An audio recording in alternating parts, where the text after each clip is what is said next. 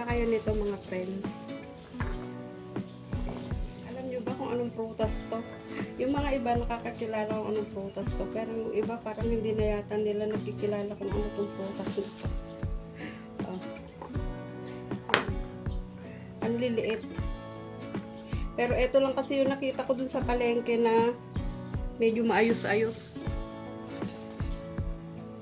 Ang liliit. Kasi yung ganitong prutas, bihira na rin makita ngayon sa palengke mga friends. Yan. Noong isang araw, nagpapabili na sa akin si kuya ng ganito kasi gustong gusto to ni kuya. Nagpapabili siya sa akin neto noong isang araw na nagpunta ako sa palengke. Kaya lang wala naman akong makita. Kanina, nagpunta uli ako sa bayan kasi nagbayad ako ng bill namin ng aming kuryente. Sabi niya, humanap daw ako ng ganito. Sabi ko, sige, susubukan ko kung meron akong makita. Ito, overripe na to. Tapon na natin. Kaya lang ang liliit naman, pero dahil nga nire-request ni kuya, di bumili ako kahit medyo maliliit, o diba? Parang bihirang-bihira ako na rin nakikita tong ganitong prutas sa palengke. Ewan ko kung dahil lang sa seasonal lang din naman to, o hindi pa niya panahon para mamunga. Yan. Dito kasi sa amin, walang ganito. Dito sa barangay namin, wala akong makitang ganyan. Di sana nanghihingi na lang ako sa Carroba, diba mga friends? Marami dito sa amin, Indian mango. Indian mango naglalaglagan. Ayun, marami. Pero eto, bihirang-bihira na akong makakita ng ganito. Ayan, huhugasan ko lang to. Yan, tanggalin natin tong mga dulo-dulo niyang ganyan. Tapos huhugasan natin. Yan, tanggalin ko lang yung mga yan.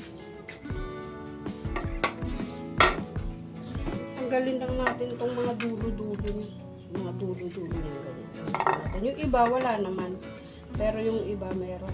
Tanggalin lang natin yung mga ganito yung dulo.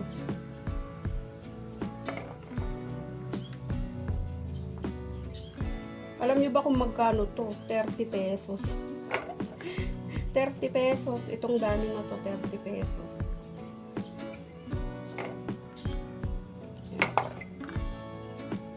Sabi ko nga, di ba 25 pesos? Sabi nila, mahirap na pong kumuha ngayon yan. O, di sige.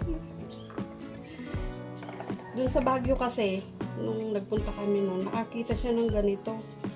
Sabi ko, mahal dito yan, sabi ko. Nagtanong nga kami, 120 nga. Yung naburo ng ganito, yung nakalagay na sa garapon. Yung naburong ganito na. Naburong karamay. Nakalagay siya sa garapon. Tapos sabi niya, itanong ko nga daw kung magkano kasi gusto niya. Sabi naman nung nagtitinda, 120 pesos daw. Sabi ko, sobrang mahal. Ang liit-liit, sabi ko. Pag uwi na lang natin dun sa atin, sabi ko, saka tayo bumili, baka sakaling meron na. Meron din sigurong lugar na marami pang puno ng ganito.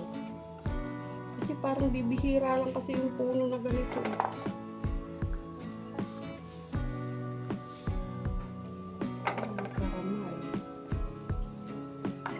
Tanggalin lang natin lahat ng mga dulo-dulo nito para siya pang hindi tanggal-tanggalin ni kuya mamaya.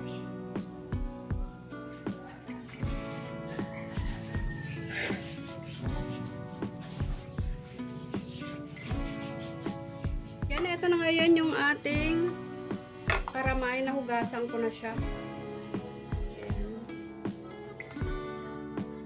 Natanggalan ko na rin siya ng mga panyas dun sa dulo.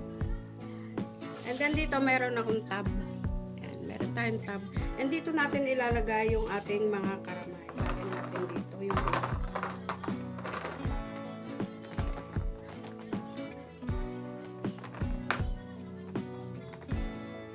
Ayan, lagay natin dyan yung iba.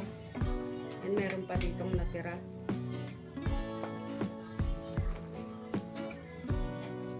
Tapos lagyan natin ng suka.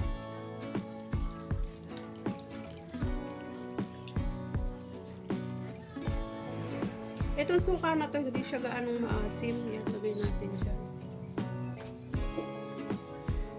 Tapos, lagyan natin ng asin.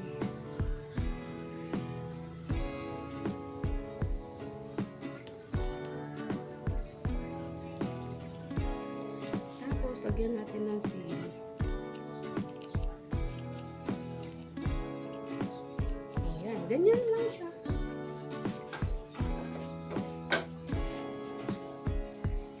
Ganyan lang siya. Tapos tatakpan ko na. si kuya kung anong oras niya to kakainin.